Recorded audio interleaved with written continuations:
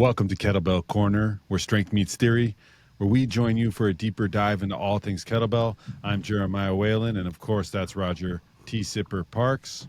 And let's get into it. All right.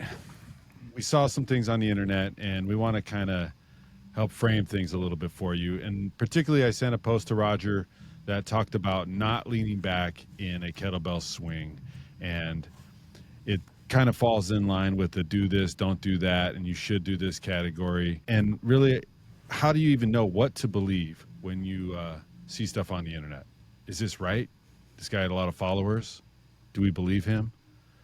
Or was he coaching, like he talked about earlier, by shape? So first, Roger, hi. Hello. What does coaching by shape even mean? So we can put some context into this. Coaching by shape references the idea of similarity. So one thing that people are tired of me talking about, the idea that a swing is a hinge. Okay, the backswing has the same shape buried in it as a hinge. Therefore, they assume that this is similar to that, and in the process, they get a lot of things wrong, and they skip some steps in coaching. Coaching by shape assumes that if you end up in a particular position, or if you are in a particular position, it assumes a certain subset of things that happen. But what coaching by shape neglects is the sequence. It neglects the sensations that one feels. So if we go specifically into this example, we're looking at the idea that the assumption is if you were in this shape, if you're leaning back, it presupposes or assumes that you are leaning back by arching your spine, which doesn't need to be the case. It also assumes that you got to that shape or that position in a particular way, which isn't necessarily going to be the case either. Now, forget about the fact that not leaning back through the swing, this whole piece of advice is fundamentally wrong, and we'll talk about why. But coaching by shape is very, very Sesame Street. Rudimentary. It is. It's literally Sesame Street. It's yeah. It's like, which one of these things is not like the other? Was that a Yeah, I think so. you know? It's been a while since I have had Sesame Street on, but yeah, that sounds right. So we don't want to just look at shapes. We need to ask a deeper question about sequencing, about forces, about how did this get to this position in order to have an intelligent conversation, which is harder. It's not as easy to do, but in this situation, this is a classic example of causation and correlation not necessarily being the same thing. And in this case, it may not be. You may end up leaning in a swing, but the underlying assumption that you're over relying on your lower back and you're going to hurt yourself is not necessarily the case. Okay, so just because you do see a lean during a swing, it doesn't mean that you've used your back, and it doesn't mean that you're going to hurt yourself necessarily. Now, it's a clue. It's something, hey, let me pay attention to this. If I see an arch in the back, let me look closer. But causation is not the same as correlation is not the same as causation. So you need to ask some more questions before you dig deeper, which I think really raises a question is, what questions do you ask? How do you know? And who or what do you believe on the internet to begin with? Yeah, I don't know if I believe anything these days, but I believe you, Roger. And, when we take this approach to coaching and we frame it in a principle-based method, it's pretty easy to allow some grounded roots, so to speak, in what you're doing. So you know why this is happening because you started here to get the certain desired effect. And we talked about principle number one, and it's apropos. What moves first matters. Using sequencing as our guide. Can you elaborate on that and why really is that number one when it comes to this kettlebell stuff? Which is what we have chosen to do, if we coach based on physics first, and we think about forces and what's generating these forces, where are these forces coming from, then we can make some assumptions based on what we see. So we have some evidence. Now, there are more scientific ways to do this, but we don't work, nor do we have all of our clients work in an exercise lab. So we've got to make some assumptions that might sometimes be incorrect, which is why we also follow this up with a subjective process of how did that feel, but that we can get to later.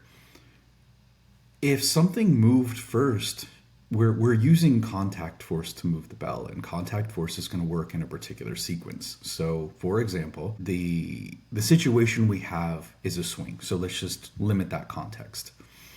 If we're looking at a swing and we see first thing, let's go slow motion in our minds. Someone's in that backswing. They've got the kettlebell, nice deep hike, everything, that nice hike position, everything looks solid. Then we let the frame roll and we start to see things happening. The first thing we see at that point is a head that's jerking up.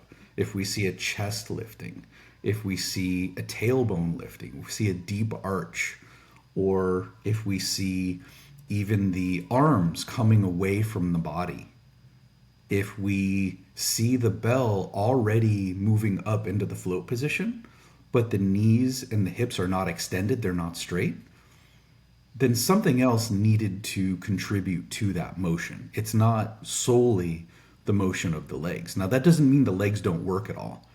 It just means they're that just not the something main else, driver. they may be the main driver, but they should be the only driver.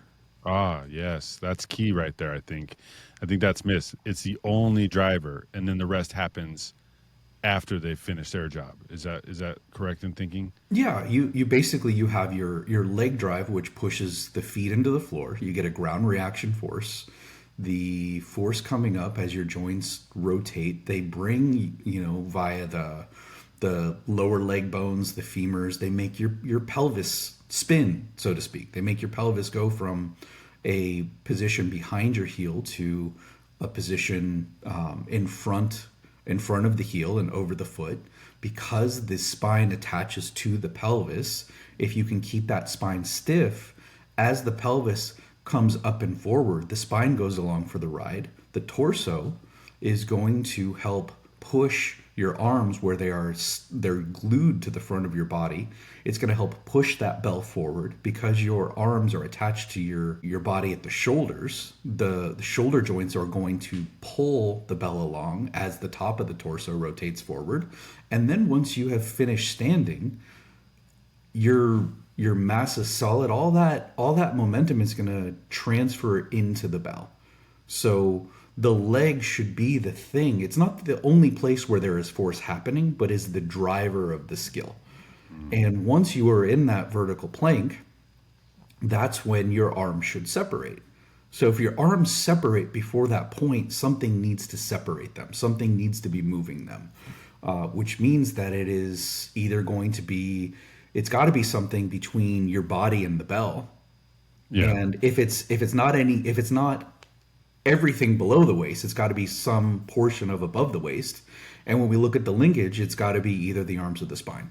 I guess you could use your wrists in some kind of weird maneuver, but flip matter. Sure, but let's call it arms and spine, and that is just kind of simple physics and common sense. So what we're looking at in this situation with the what moves first is that if you see motion that is preceding other motion, okay, and that motion is not from the legs, which is what we really want it to be exclusively, then we know something else is working. Is it the end of the world? Maybe, maybe not. That's another question to decide. I've had new students where I've seen like, this isn't quite right, but I'm not worried about, this student hurting him or herself. So I'm going to let this go. I'm going to offer the correction after a couple reps because, you don't want to overwhelm people. But Which is easy to do. it is. Which, It is. So this normally command to that command. what I'm going to do too is I'm not even going to correct it. I'm going to have them put the bell down. And then I'm going to give them a drill where they can experience the thing that I want them to experience. We've got one that we like called the arms down jumps. And that's really good at making sure that the arms stayed glued to the body while you're driving your legs down into the floor. And it's pretty simple. You keep your arms in that position and you jump. And you don't Up move and your down. arms. That's it. Just do it like 3 to 5 times. It's pretty simple. You just hold your arms and then push them back behind you when you land, and don't use them to help your jump. That's There it. you go, everybody. That's it. Try that. If you're a coach, this is going to change your world right there. If you're somebody who's learning at home, listening to this, then that's going to also pretty much help you out if you can't quite grasp that concept. And, we originally said, oh, the lean back is, well, we didn't say it, but the post said that the lean back is the problem. And we've discussed before, and I presume we're going to do it right now, that the lean back is actually not a problem. You do want to have a lean back, or you can have a lean back, and it just depends from where. Where is that lean back happening? So when is it the right lean back, if that is even a thing?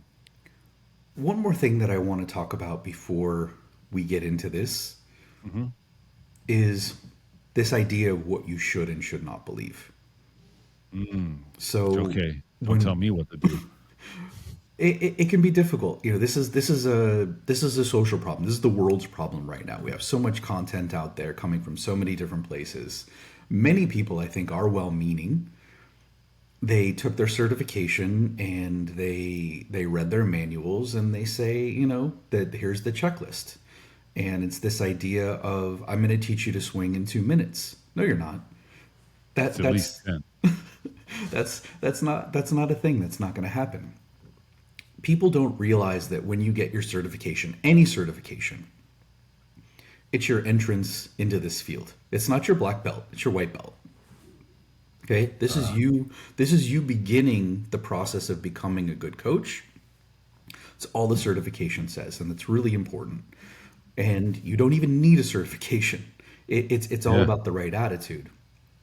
But the things that you should look for is your quick checklists, unless you're getting into be a very, very narrow topic. If someone says, hey, on the way down from the kettlebell hardstyle snatch, make sure that your arm is connected to your body before you move into the backswing. Be aggressive with your hips into the backswing. Stay balanced. Those are all checklists, and that would be fine. But they're also referencing the thing that's most important. It's one, it's telling you what will happen if you do these behaviors, and you can come up with a rationale as to why. But it's not just you should do this, you should do that. It's not this whole black and white binary, this is the only way. And it really does come down to is someone offering you a principle based approach, and that is, can I use this information in another context? Yeah. Like, can you carry this over? And just like you said at the beginning, you're like, let's talk about this in the context of a swing. However, what we just described in the principle number one in this discussion is applicable to the clean, to the snatch, which are basically the ballistic lifts that are starting more or less from the ground or that hinge to hike position. And even so, it's going to work in the jerk. So it does carry over. So it does carry weight as opposed to just do this, don't do that because I said so and I have 30,000 followers. Sure, and I'll even raise you that principle Oh, is applicable to all movement. As you know, I have yeah. I have quite a few older clients who have had surgeries, injuries, things like that. I deal with a lot of people who have back pain, knee pain, whatever, and this principle has served me very well. And for a long time, I couldn't figure out why are you feeling your back so much when you're squatting. Part of it is position, and part of it is the engine. Part of it's what you're using. So Yeah. this is a principle that will carry over, and this is the stuff you're looking after. You can get into the idea, of resume. Okay, oh, I've been coaching kettlebells for X amount of time. There are some coaches who've been coaching kettlebells for a long time who I wish would stop coaching kettlebells. I know that sounds disrespectful, but I also don't care. We also didn't name them, so Yeah, they know who they are. I really don't think they do, but Oh, I really don't think they do. that's for another time. Uh, but just because you've been doing it for a long time doesn't mean you've been doing it well for a long time. If you've been a coach for 20 years and you've never said anything smart, I'm not impressed. I Yeah, do think and it's experience about matters. growing. Yeah, experience does, and you need to evolve your thinking as things come along. Sure. We've So, we were basically self-taught. I will say that, and then we did a certification, which was our white belt, and that didn't stop the desire to learn more about it. Subsequently, taking that deeper dive into physics and beginning to try to understand that and apply it and make these principles sound. and this is even part of that process, selfishly. Yeah. Yeah. You realize when you put it, when you put out a podcast, or you do something like write a book, you're going to subject yourself to nastiness. You're going to stress test your ideas. So cool. I'm continuing that process. Mhm. But it really comes down to avoid the short checklists, avoid the binary do this, don't do that, and look for principles behind the advice. Also look for justification. And if you don't have justification, then ask. There Yeah. are a lot of things that I don't put in a post because I've learned a long time ago people don't care. Most people don't care. And if you're the Yeah. one They out of won't read it. 1,000 that cares, ask me. Yeah. And so that being said, when is it appropriate to lean back, or what does that look like to lean back? Because if that's the coaching advice you got, oh, stop leaning back, just form a hard plank and brace like you're about to be run over by a truck. Okay, but we say it's okay to lean back. Where? You should be leaning back through the ankles. And Okay. this is the rationale. No one is suggesting, I'm not suggesting, you're not suggesting that we lean back through the spine and we arch the spine. We're also not suggesting that you move the bell with the spine. What we are saying is that the idea of leaning back is not just appropriate, but it's healthy, and it is required for maximum force transfer from the floor into the bell. So this is what I mean.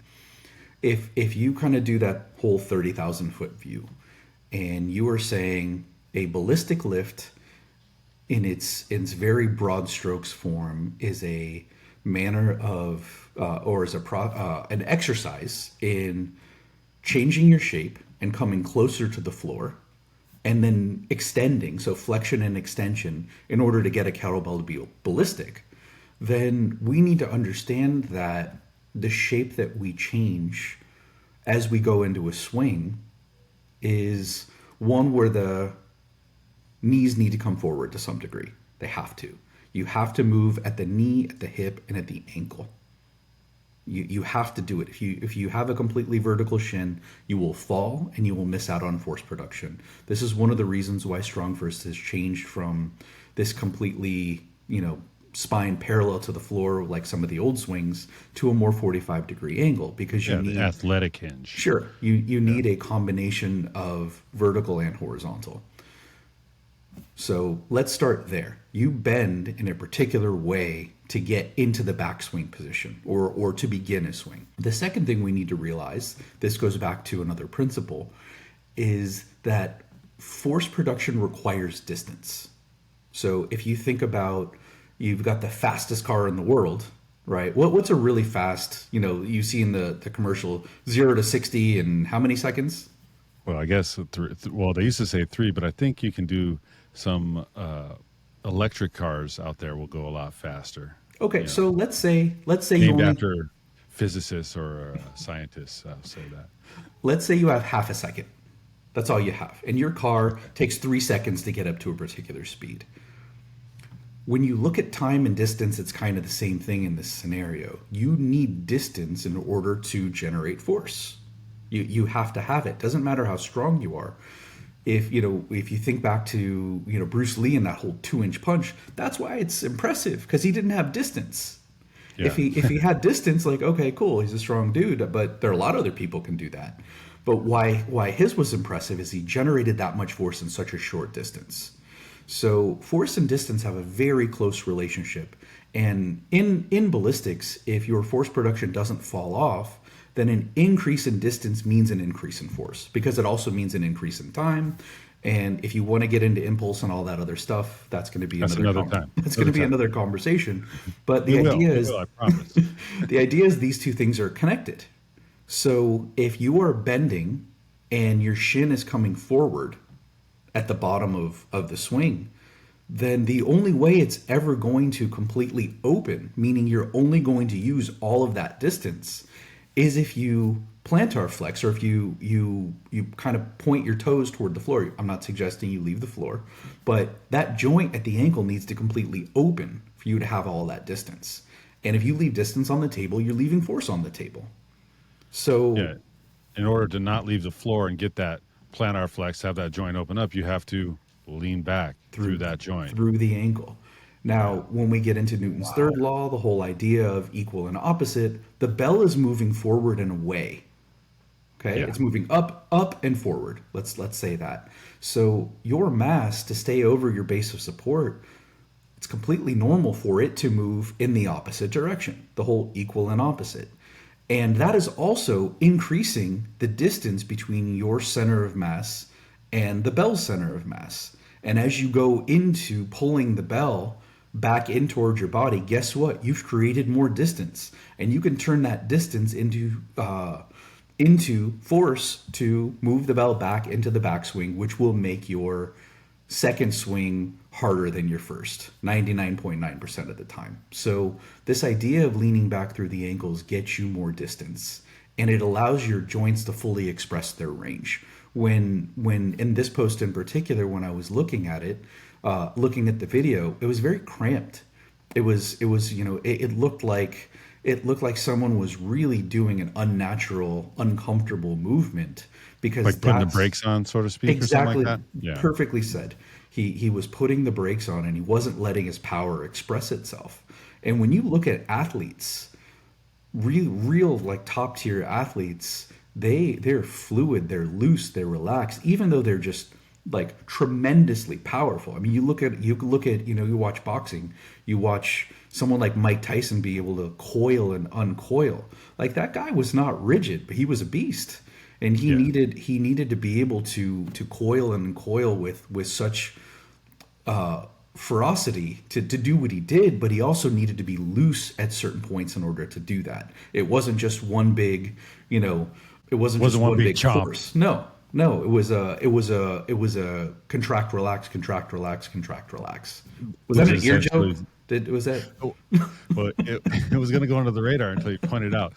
But the contract, relax is essentially the essence of kettlebell sure? training, at least ballistic. Well, actually, with all of it, I would say, and that's what I love about it. And that's like to kind of sum that up. You want to have the ability to express yourself to the fullest without with using the proper sequence. And when you do that, you're going to get the benefits of what you intend for your training. Now, if you want a weak swing with bad form, then yeah, go ahead. But you're not going to like the results. You're going to end up ouchy and cramps, and your body will suck. If you give yourself a little extra juice, if you push your heels down just a little bit at the top of the swing as you lean, most people have this moment where it's like, oh, they find extra space in their hips. They find a contraction that they couldn't normally have, because one cool thing that happens is, as that bell is swinging up with a lot of its momentum, and remember that mass of the bell, because it has the velocity it has, allows you to kind of hang off of it. Okay, Hmm. it's not just that mass, but because that mass is moving at the speed it's moving, it's effectively heavier, right? So Yeah. you get this, let's say you have like a 28 or a 32, and it's moving forward, and you got the handle, you can lean off of this sucker. So if anybody has ever done, let's say, a squat or a hinge with a TRX, where you can move through a greater range of motion because you're holding on to this handle, it's the same thing that happens with a kettlebell. So at that top of that swing, if you can really do a little extra drive through the heels and hang off that bell, you'll find probably a part of your butt you never even knew you should be looking for. Put that on a t-shirt. Wow.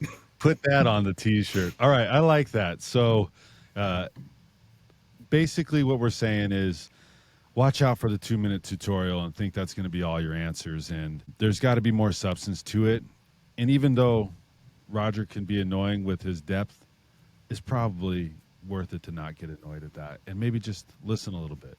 And not just Roger. Anybody that's quality out there is gonna give you an explanation that's meaningful. And if it's something you want to get good at, for crying out loud, let's get good at it. It's a beauty part about kettlebell training that it invokes skill development as opposed to just moving through motions to sweat, right? It's going to reap more benefits that way, at least in my personal experience and those who I've worked with. Anything else you got for this one? I do, actually. I usually don't, but something Oh, just occurred to me. snap. Let's hear it. I don't want to bash reading the manual. because the manual is there for a reason. It's important. But the manual is a part of the certification process, a part of the teaching process. It is a reminder, is a Cliff Notes reminder, some things that you may want to look out for. Now, are there some things that pretty much all of the major certifications suggest that I think are slightly inaccurate or I don't agree with? Yes. But the overwhelming majority of it I do agree with and I do think is smart. The manual is meant to be in conjunction with lots of hours of practice, a recommendation to read other sources that are more complete. It is a part of a process that includes coaching from someone who has a different perspective, who's gone through this, and this is where your experience can really be valuable.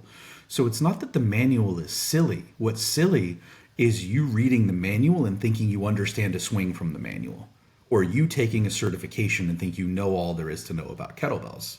Because if that were the case, then someone who has their level 1 or even level 2 is as high as they get.